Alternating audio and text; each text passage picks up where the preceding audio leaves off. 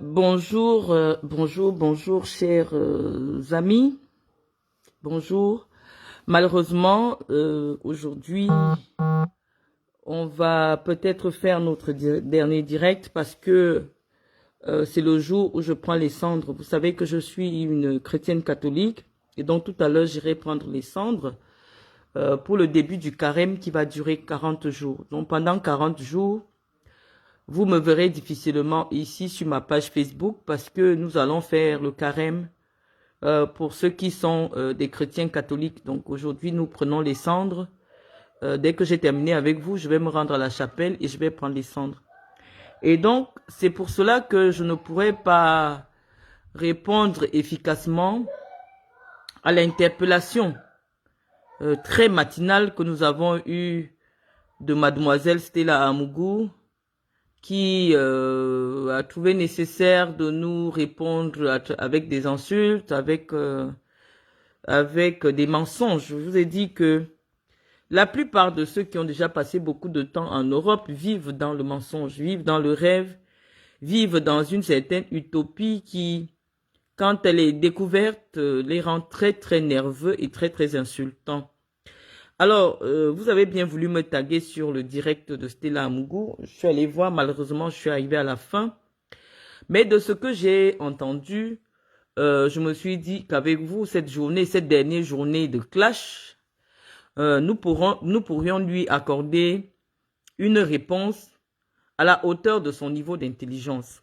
Et donc, je vais vous pardonner du décalage qu'il y aura entre nos sorties pour des personnes intelligentes et cette sortie qu'on pourrait faire à l'endroit d'une prostituée qui a pris sa retraite parce que malheureusement, même dans le métier de la prostitution, il y a une date de péremption. Parce que les clients recherchent toujours de la chair fraîche. Même les personnes âgées, les personnes très âgées, sont portées sur la chair très fraîche. Donc malheureusement, lorsque vous vous retrouvez dans une dégringolade de revenus et que vous n'avez pas une véritable formation professionnelle en France, que vous n'avez aucun diplôme, c'est difficile de se réinsérer et donc, généralement, toutes ces anciennes prostituées se recyclent dans le blog en déversant toutes sortes d'ordures morales et intellectuelles sur des personnes qu'elles ne connaissent pas. Alors, je vais vous supplier, chers amis, d'aller me chercher Stella Amougou.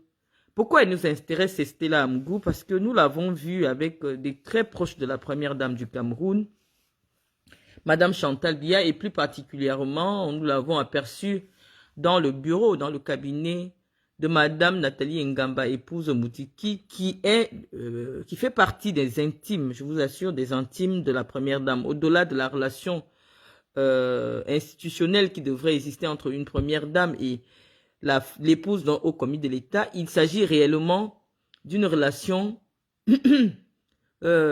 d'amitié profonde et donc c'est ça qui nous intéresse aujourd'hui, de venir lui apporter notre réponse. Je ne sais pas si je la garderai sur mon mur parce que je vous ai dit, ce type de personne, ça ne nous intéresse pas beaucoup. Mais c'était intéressant de lui dire que nous avons compris son message et de lui apporter des réponses adéquates à cette sortie-là. Alors, Stella Amougou, je t'ai écouté avec beaucoup d'attention. Pour le peu que j'ai pris, je suis arrivé peut-être aux dernières minutes, mais de tout ce que j'ai pu entendre, c'est que tu prétends avoir eu une relation amoureuse avec le professeur Mendozé. Moi, je pense que c'est faux. Et je vais te dire pourquoi c'est faux, parce que quand je vois la catégorie de femmes qui ont partagé la vie du professeur Mendozé lorsqu'il était jeune, parce que je ne sais pas quel âge tu as, mais les femmes qui ont eu des relations avec le professeur, c'était à l'époque où il était jeune, quand il n'avait pas encore donné sa vie à Dieu. Donc, le professeur était dans la trentaine, il venait d'avoir 40 ans, pour certaines. Mais après 40 ans, le professeur n'a plus jamais eu de maîtresse. Donc, il faut d'abord nous situer quel est ton âge. Parce que moi, je sais que toutes les femmes que le professeur a connues dans sa vie sont d'une certaine catégorie. J'aimerais convoquer d'abord le CV de son épouse officielle. Madame Germaine Mendozé est docteur. Elle enseigne à l'Institut des relations. Elle enseignait, je ne connais pas parce que je n'ai pas de ses nouvelles depuis un moment. Elle enseignait à l'Institut des relations internationales du Cameroun. L'épouse du professeur Mendozé, que je connais. Et si je considère que le professeur a rencontré ma mère quand il était dans la trentaine, ma mère, avant de prendre sa retraite, parce que ma mère a 62 ans, elle était contrôleur financier dans 2 ministères importants au Cameroun. Je peux citer la mère de Sandra, qui était d'abord la maîtresse du président Bongo, Omar Bongo. Donc, moi, je ne sais pas. Je ne sais pas. Je sais que toi, tu ne pouvais pas faire partie des femmes qui pouvaient intéresser le professeur Mendozé, d'autant plus que tu situes l'année de votre rencontre lorsqu'il était le grand directeur général de la CRTV. Et je te dis que ce n'est pas possible parce que tous mes collègues de la CRTV sont sur ma page.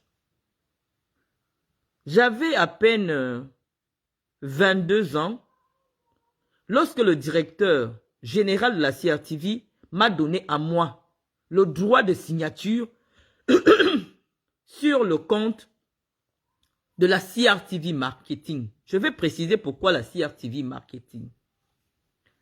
C'est moi qui étais en charge des décaissements financiers auprès de la CBC sur le compte de la CRTV Marketing. Si ce que je dis est faux, mes collègues Hélène Yomkil et autres sont ici, qui ont partagé parfois le bureau avec moi quand j'ai démarré, sont ici.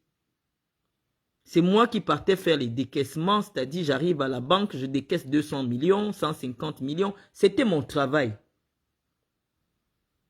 C'était mon travail. C'est moi qui avais la signature et le gestionnaire du compte de la CRTV Marketing à l'époque, pardonnez-moi, s'appelait Monsieur Sa. Et donc, il me connaît, c'est moi, c'est mon nom qui était là-bas. C'est moi qui tenais le chéquier de la CRTV Marketing. Donc, lorsque tu prétends que le professeur, pendant qu'il était directeur général de la CRTV, t'aurait remis une somme de 30 millions, je vais te dire que c'est faux. Parce que tous ceux qui connaissent le fonctionnement du professeur, le professeur ne gardait jamais plus d'1 million sur lui. Et lorsqu'il s'agissait d'une dépense de plus d'1 million, il y avait 2 personnes à qui il confiait la dépense. Un, Patricia Inam, qui était sous-directeur des affaires financières de la CRTV. Et quand il s'agissait d'une dépense d'ordre privé, il me la confiait à moi, quelle que soit la nature de la dépense. Ça signifie que si le professeur devait te donner 30 millions, parce que 30 millions, le professeur n'avait pas d'argent sur lui, il allait m'appeler, moi, Mvutu Marlène, de contacter une certaine Stella Amougou pour lui remettre l'argent. Et donc, on devait se rencontrer. Or, Stella, vraiment, aujourd'hui, c'est le jour où je prends des cendres pour confesser ma foi en Jésus-Christ. Je ne t'ai jamais rencontré de toute ma vie. Je ne t'ai jamais vu de toute ma vie. Parce que ce soit les prêtres, à qui le professeur apportait beaucoup de soutien, que ce soit les causes sociales, et même parfois, hein, parce que même s'il ne voulait pas me dire qu'une femme était ou avait été sa maîtresse, il avait une façon assez particulière de me faire comprendre que c'est une dépense qui ne devait pas être connue. Et donc, je rencontrais ces personnes dans un cadre privé, ni vu, ni connu. Mais je n'étais jamais rencontré Stella. Moi, j'ai suffisamment traîné dans les pattes du professeur. Que ce soit quand il venait à Paris, où il avait sa suite à l'hôtel Hilton Suffren, à Suffren là.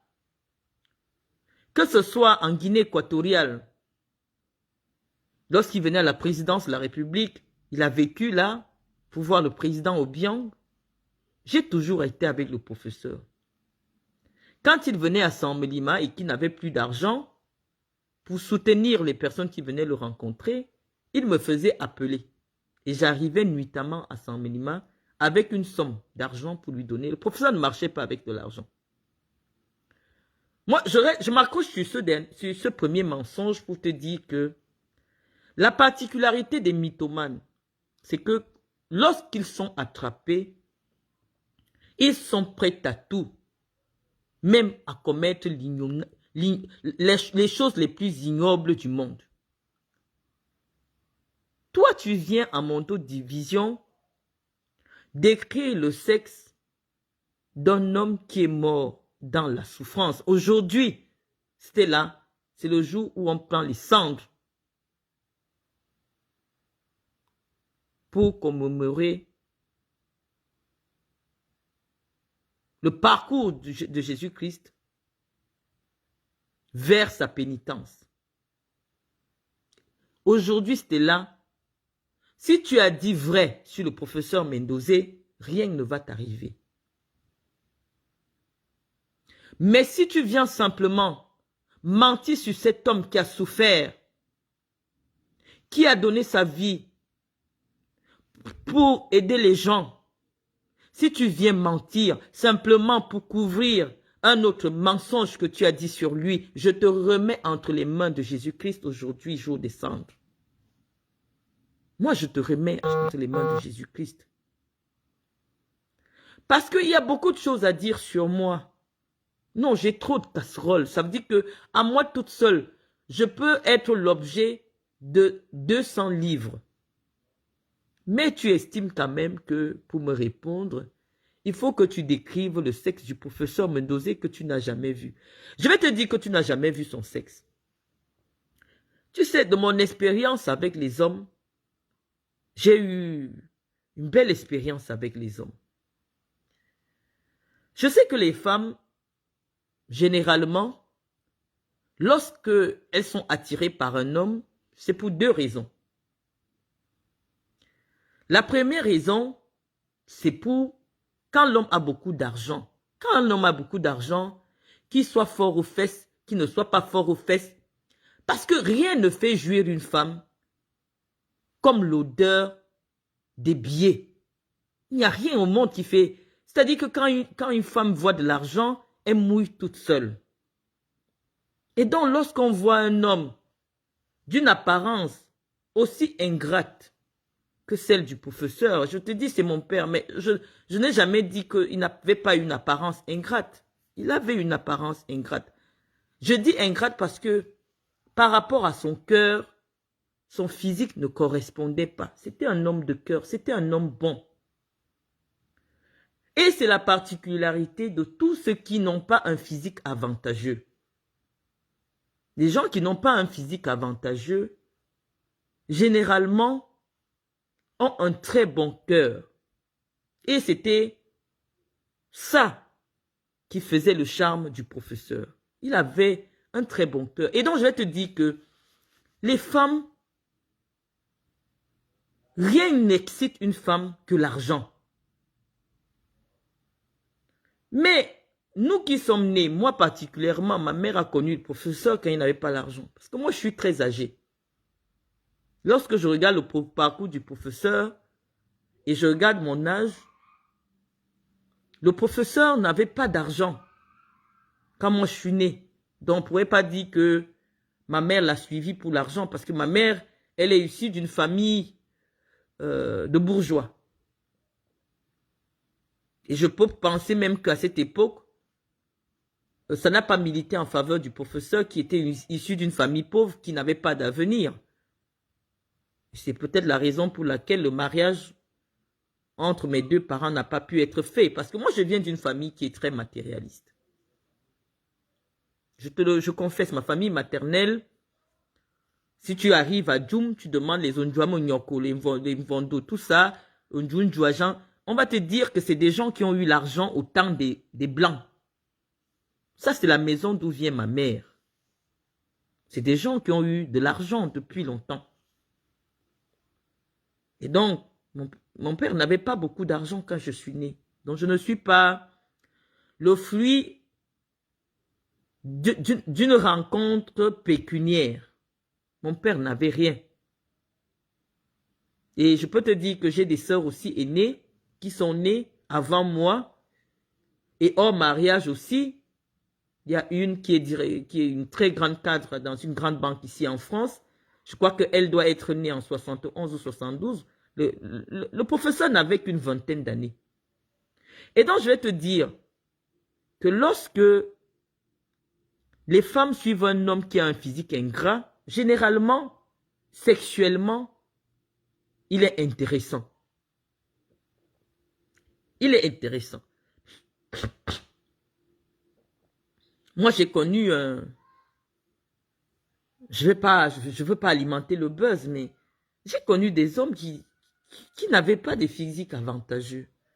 Mais je sais que sexuellement, non, c'était des gens qui, voilà, ça fait partie des gens qui m'ont laissé un très bon souvenir. Donc, pour dire que ton idée de petit sexe qui serait, non, ça vient de ton imagination, c'était là. Ça vient de ton imagination.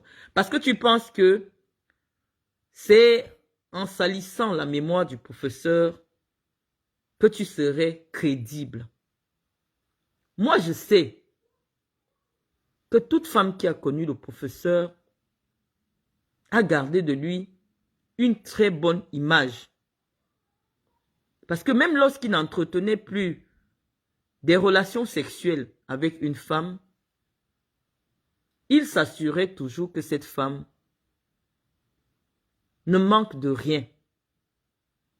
Je t'ai cité la mère de Sandra, je t'ai cité plusieurs à qui il a toujours été auprès de ces femmes qui l'ont connu dans sa jeunesse quand il n'avait rien. Il a toujours été aux côtés de ces femmes-là. Il les a toujours soutenues. Et je sais que ces femmes-là ne se permettraient jamais, en mondovision, de salir sa mémoire comme tu viens de faire. C'était là, tu viens d'entrer dans mon viseur. Parce que la chose qui m'a poussé à remuer le Cameroun est uniquement parce que j'ai vu une femme qui a insulté l'intimité du professeur Mendozé à côté de Madame Biya. Moi, je dis, Stella, le direct que tu viens de faire aujourd'hui pour t'attaquer au professeur, alors que le professeur est mort depuis 3 ans. Le professeur n'est jamais venu à Mondovision pour te dire qu'il me connaît. Donc, si tu as des problèmes avec moi, si tu n'es pas d'accord avec ce que je dis sur Chantal Biya, tu n'as pas besoin d'insulter Mendozé. Et donc, Nathalie Ngamba qui t'a reçu, Nathalie Ngamba, c'est une sœur du Jay Lobo. Elle est du Jay Lobo comme moi. Si c'est vrai que Nathalie Ngamba a 51 ans et que son mari a 83 ans et qu'elle te reçoive encore, toi, qui insulte le sexe d'un vieillard de 77 ans, parce que tu ne vas pas me convaincre qu'un homme de plus de 80 ans est encore sexuellement actif. Non, tu ne vas pas me convaincre que c'est possible. Mais toi, tu t'assois et tu insultes le sexe de Mendozé. Moi, j'attends encore te voir. Et là, parce que je sais que c'est Nathalie Ngamba qui t'avait donné un billet pour aller rencontrer la première dame du Cameroun. Vous savez, il y aura le 5 janvier, 2025. Hein. Il y aura le 5 janvier. Nous, on est là, on ne se fatigue pas. On a raté nos vies. Nous sommes assis devant des canapés, on insulte tout le monde. Donc, nous, on a le temps. Moi, j'attends encore te voir à la présidence de la République.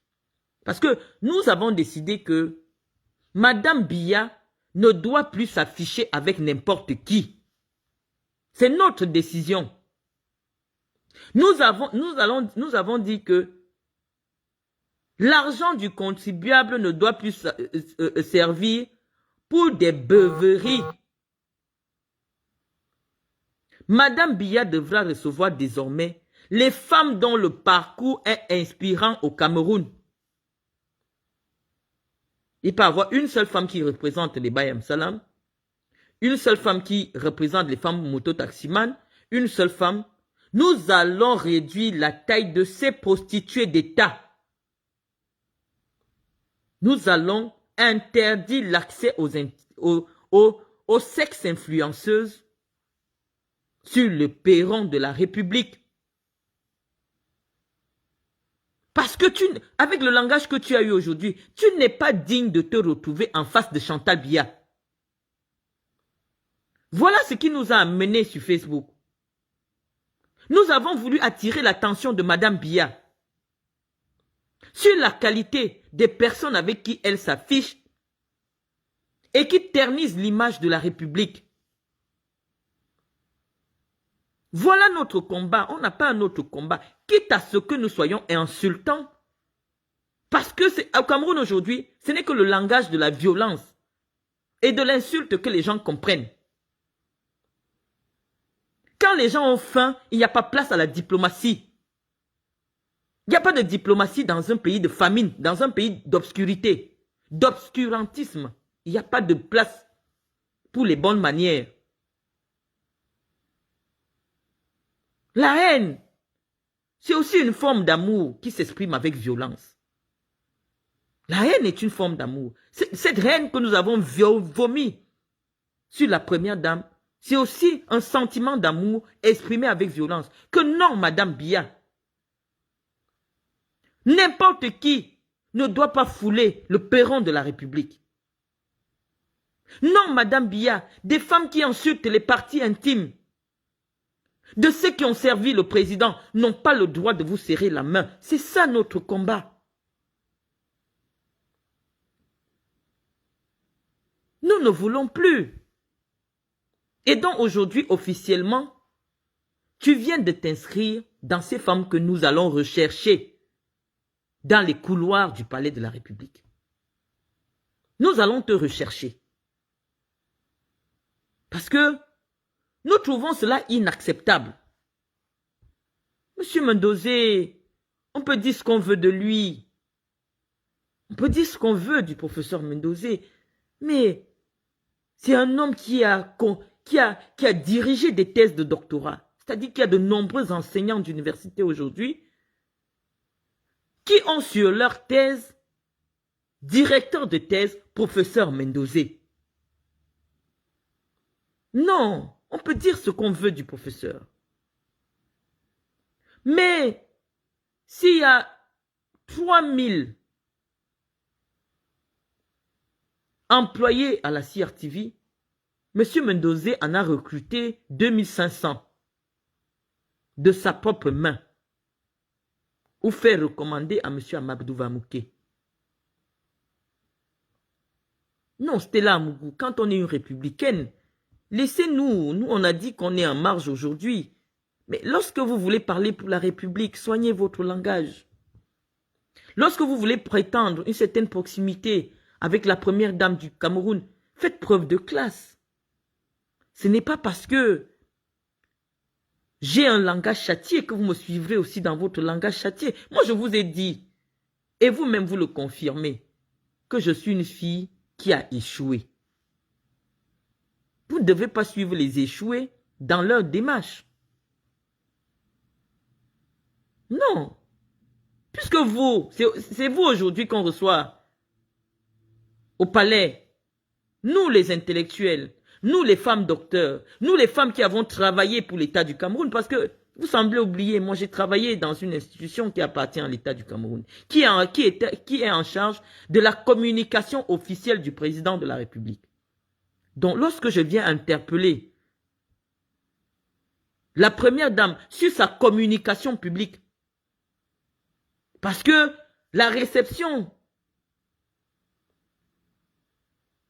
au Palais de l'Unité est une opération de communication politique. Lorsque nous interpellons la première dame, parce que nous voyons qu'il y a des failles dans la communication politique de la première dame du Cameroun, nous intervenons.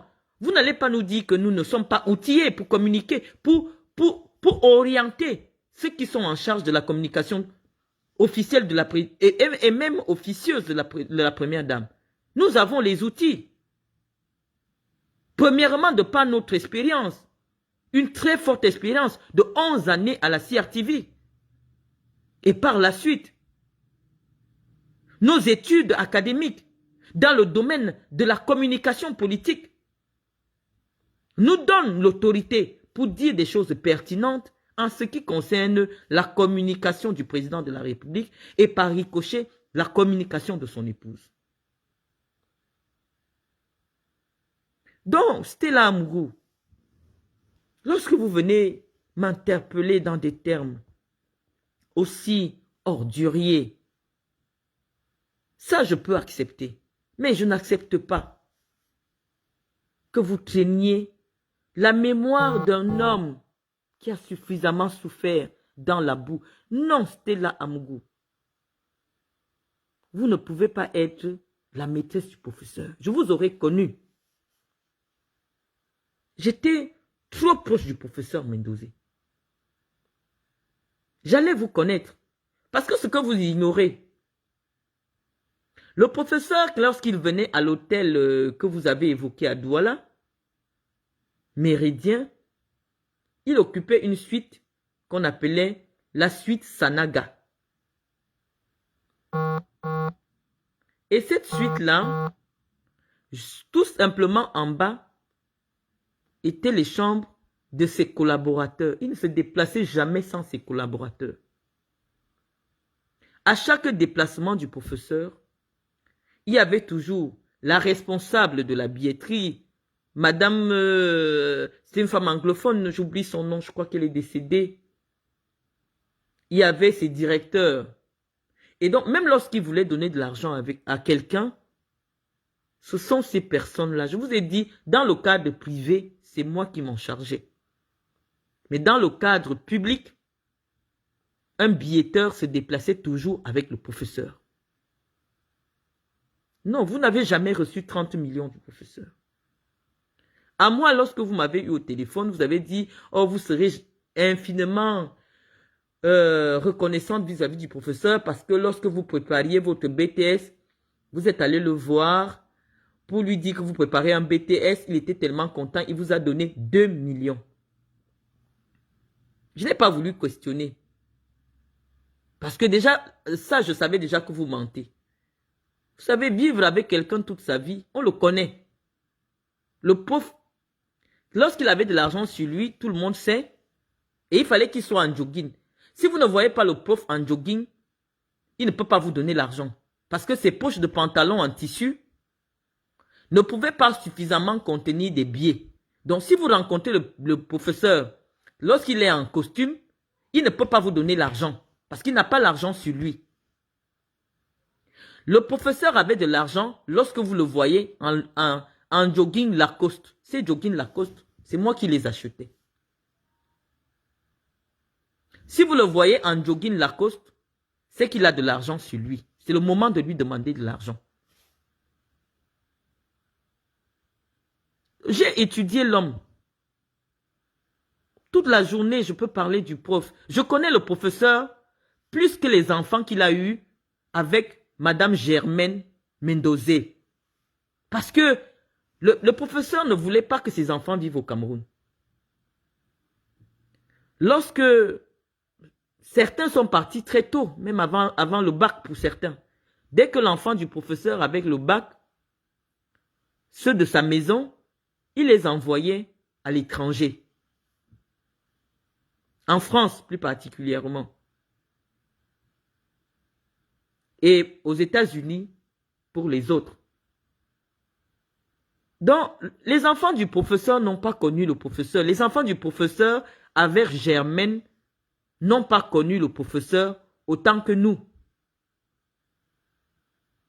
C'était leur père. Moi, je me souviens, lorsque j'étais en Guinée équatoriale avec le professeur et que sa fille Laurie, qui est à la CRTV, appelait pour son état de santé, elle avait besoin d'argent pour son état de santé, c'est moi qui prenais l'argent pour donner au professeur.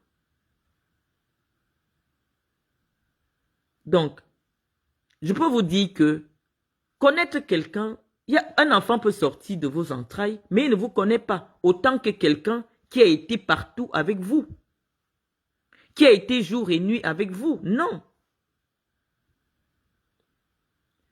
Si je signe actuellement, je peux signer exactement comme le professeur Mendozé. Si je signe actuellement, je vous dis que ce n'est pas le professeur que c'est le professeur qui a signé, vous allez croire. Pour ceux qui connaissent la signature du professeur, moi je signe exactement comme le professeur.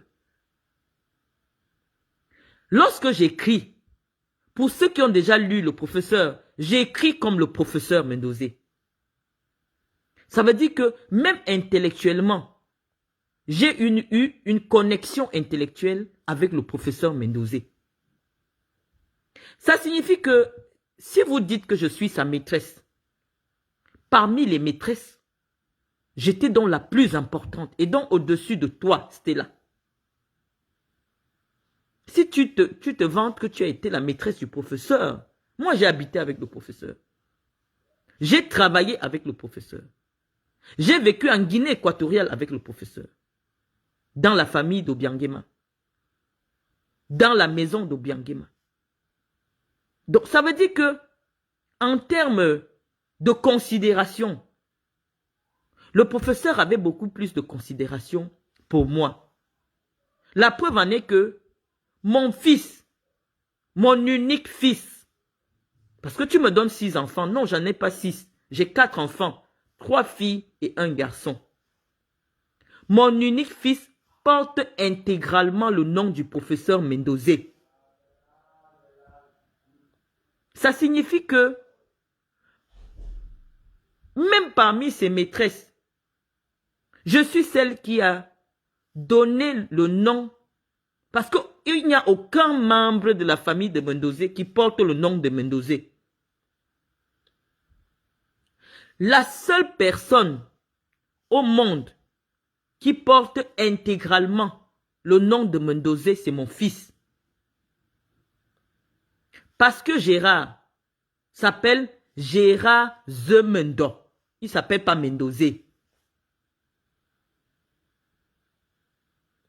Marthe s'appelle Marthe Bella Mendo.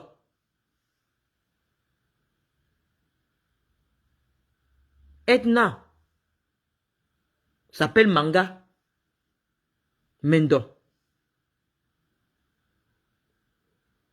Donc, la seule personne sur terre qui porte entièrement le nom du professeur Mendozé, c'est mon fils.